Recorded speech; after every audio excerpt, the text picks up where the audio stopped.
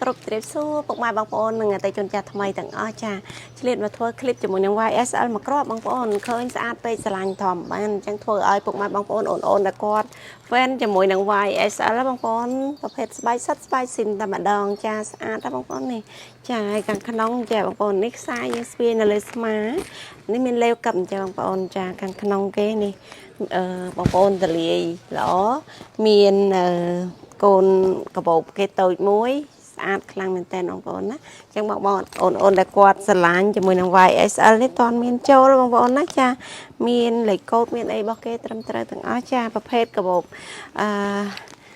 មួយទឹកណាបងប្អូនណាកបោបជជូពីនាយតែម្ដងអញ្ចឹងបងអូនស្រឡាញ់ជើញបាននៅតម្លៃបងប្អូនឆាតចូលក្នុង Telegram របស់ខ្ញុំណាបងប្អូនណាចា088566226ចាខ្ញុំបញ្ជាក់តម្លៃនៅក្នុងឆាតបងប្អូនចាអញ្ចឹងអរគុណច្រើន